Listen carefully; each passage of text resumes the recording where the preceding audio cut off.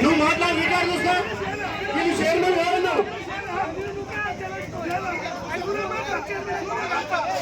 Party meeting లేకుండా నా తప్పు మాట్లాడలేదు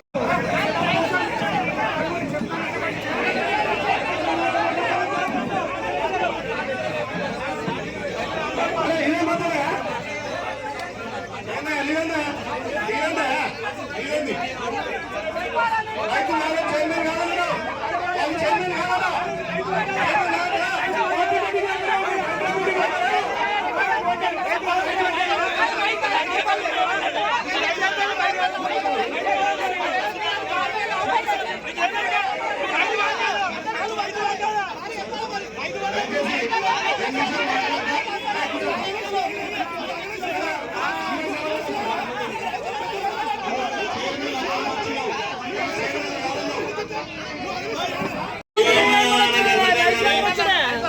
ఇది రాజకీయ మీటింగా గౌరవ చైర్మన్ చైర్మన్ గారు మాట్లాడతావా నాకు అర్థం కాదు ఏం మాట్లాడుతున్నావు చైర్మన్ తమాషా ఆగరాదు నేనేమంటున్నా అన్నా ఆగే చైర్మన్ గారు మీరు అప్పుడు గవర్నమెంట్ వాలంటరీ చైర్మన్ ఇప్పుడు మీ పార్లమెంట్ చైర్మన్ గౌరవ చైర్మన్ వస్తే మీకు చైర్మన్ గారు అగౌరవ పద్ధతి వాళ్ళ ఎవరికి నువ్వు చైర్మన్ అయినా కదా సీట్లో కూర్చున్నావు కదా వాళ్ళ ఎవరికి చైర్మన్ ఊకోమని చెప్పింది మీరే ఊకోమని చెప్పింది ఆయన ఒక మాది చైర్మన్ ఆయన పాల్గొచ్చ రైతు తక్కువలేదా రైతు ఉంటే వీడికి వచ్చినావు అరే మరి ఎట్లా మాట్లాడతావు నువ్వు సారీ ఎప్పుడు రైతులకు చైర్మన్ అంటున్నావు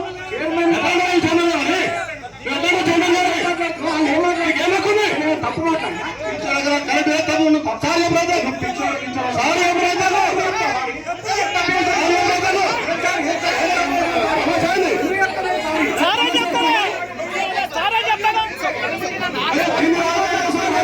ఊళ్ళలో మాటలు పట్టు కాబట్టి ఎవరన్నా వస్తే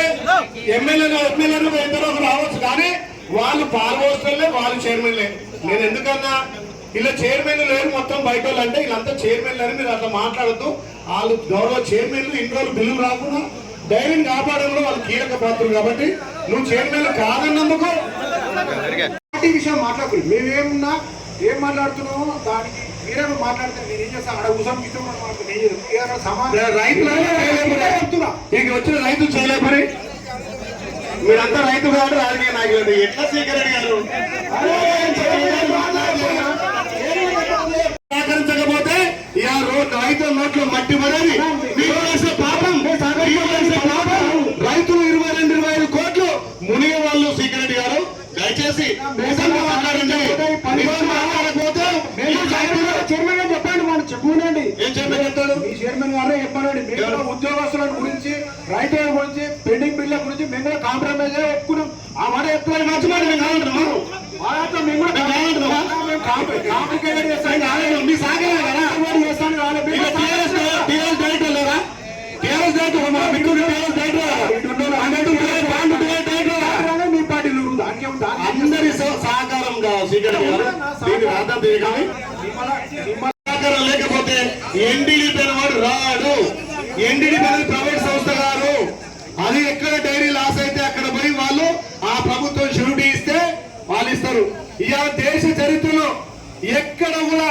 ప్రభుత్వం నుంచి ఎన్ఓసి ఇచ్చే చరిత్ర ఉందో చూడండి మీ బిడ్డలో నేను కొట్లాడి ముఖ్యమంత్రి మన ఆలయంలోని రైతులు ఎక్కున్నాం నువ్వు తప్పకుండా ప్రభుత్వాన్ని సంతకం చేయాల్సిందే ఎన్ఓసి ఇవ్వాల్సిందంటేనే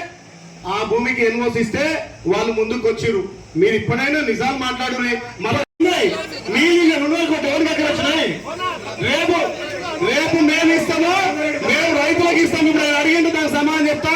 రేపు నేరుగా రైతు ఖాతాలో బడ పైసలు పడతాయి మీ యొక్క ఇన్సూరెన్స్ కో డాక్టర్ల కమిషన్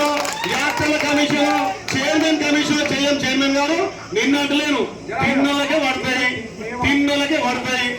ఇచ్చినాడు అని సమానం చెప్తున్నా లొల్లి పెడుతున్నాడు ఏం చేస్తా చెప్పండి. ఇప్పుడు మీరు కూడా 3 ఏళ్ళు అవుతుంది, మీరే మిత్రులు మా కేసీఆర్ ఏమి ఇచ్చినా మేము చెప్తాం. అట్లా పోదామంటారు అప్పండి 2,000 కోట్లు ఇచ్చిండు, బర్రె ఇచ్చిండు, గొర్రె ఇచ్చిండు, ఫీడ్ ఇచ్చిండు, మీరేమని ఇచ్చినా ఇయ్యలే కదా.